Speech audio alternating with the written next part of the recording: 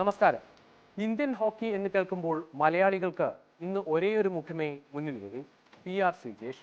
രാജ്യത്തിന്റെ അഭിമാനത്തിലേക്ക്, ഒളിമ്പിക് മെഡലിലേക്ക് ഒരിക്കൽ കൂടി ഇന്ത്യ മുന്നേറിയപ്പോൾ ഗോൾ വല കാത്ത കാവൽക്കാരൻ.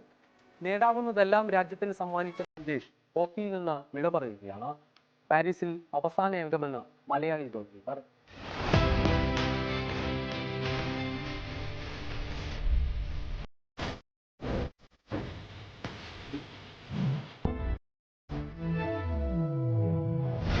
ഒളിതാനത്ത് ഇന്ത്യക്ക് തുടർച്ചയായി ഒളിമ്പിക് സ്വർണം നൽകിയ ഇനമായിരുന്നു ഹോക്കി. ഇടവേളയ്ക്ക് ശേഷം വീണ്ടും ഇന്ത്യ ഒളിമ്പിക് പോഡിയത്തിലെത്തിയത് കഴിഞ്ഞ ഒളിമ്പിക്സിൽ ടോക്കിയോയിൽ. ഗോൾ അടിച്ചവരെക്കാൾ തിളങ്ങി നിന്നത് ഗോൾ വലയ്ക്ക് മുന്നിൽ നിന്ന ശ്രീജേഷ്.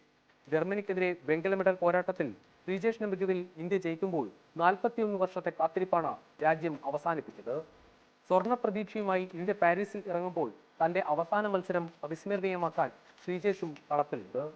36-ാം വയസ്സിലും ഇന്ത്യൻ ടീമിന്റെ അവിഭാജ്യ ഘടകമായ PR ശ്രീജേഷ് പുതുതലമുറയ്ക്ക് വഴിമാറാൻ സ്വരം നന്നാകുന്ന കാലത്ത് തന്നെ പാട്ട് നിർത്തുകയാണ്.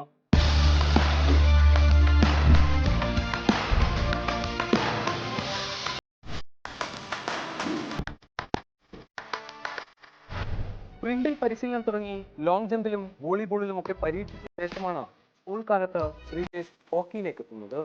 എറണാകുളം കിഴക്കമ്പലത്തെ ഗ്രാമത്തിൽ നിന്ന് ഇന്ത്യൻ ഹോക്കിയുടെ ഉന്നതിയിലേക്ക് ഒരു യാത്ര.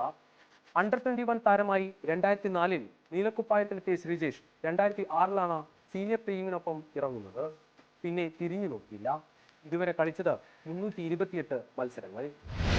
ഒരുപാട് തിരിച്ചടികൾ നേരിട്ടപ്പോഴും സ്വപ്നത്തിനായി പോരാട്ടം തുടർന്ന ഒരു പോരാളിയെ ശ്രീജേഷിന്റെ കരിയറിൽ ഉടനീളം കാണാം. 2008 ജൂനിയർ ഏഷ്യ കപ്പിൽ ഇന്ത്യ കിരീടം നേടുമ്പോൾ മികച്ച ഗോൾ കീപ്പറായി PR ശ്രീജേഷും തിളങ്ങി. 2013 ഏഷ്യ കപ്പിൽ മികച്ച പ്രകടനത്തോടെ ഗോൾ കീപ്പർക്കുള്ള പുരസ്കാരം ശ്രീജേഷ് നേടിയെങ്കിലും ഇന്ത്യ ഫൈനലിൽ തോറ്റു. 2012 ഒളിമ്പിക് ടീമിലും 2014 ലോകകപ്പ് ടീമിലും കളിച്ച ശ്രീജേഷ് ഏഷ്യ കപ്പിലെ തോൽവിക്ക് പകരം വീട്ടിയത് 2014-ൽ. ഏഷ്യൻ ഗെയിംസ് ഫൈനലിൽ പാകിസ്ഥാനെതിരെ 2 പെനാൽറ്റികൾ സേവ് ചെയ്ത് ഇന്ത്യക്ക് സ്വർണം സമ്മാനിച്ചു ശ്രീജേഷ്. 2014-18 ചാമ്പ്യൻസ് ട്രോഫികളിലും മികച്ച താരവും മലയാളി താരമായിരുന്നു. 2016 റിയോ ഒളിമ്പിക്സിൽ രാജ്യത്തിന്റെ നായകനായി ടീമിനെ ക്വാർട്ടറിലെത്തിച്ചെങ്കിലും മെഡൽ നേടാനാകാതെ മടങ്ങി. ടോക്കിയോയിൽ ആ കടം തീർത്തു ശ്രീജേഷ്. മലയാളി താരത്തിന്റെ ഉജ്ജ്വല പ്രകടനത്തിൽ ജർമ്മനിയെ വീഴ്ത്തി ഇന്ത്യ വെങ്കലം നേടുമ്പോൾ 41 വർഷത്തെ കാത്തിരിപ്പാണ് ഇന്ത്യ അവസാനിപ്പിച്ചത്. 2022 കോമൺവെൽത്ത് ഗെയിംസിൽ രാജ്യം വെള്ളി നേടുമ്പോഴും കഴിഞ്ഞ വർഷം ഏഷ്യൻ ചാമ്പ്യൻസ് ട്രോഫിയിൽ കിരീടം നേടുമ്പോഴും 2022 ഏഷ്യൻ ഗെയിംസിൽ സ്വർണം നേടുമ്പോഴും ടീമിന്റെ ഗോൾ വല കാത്തത് ശ്രീജേഷാണ്.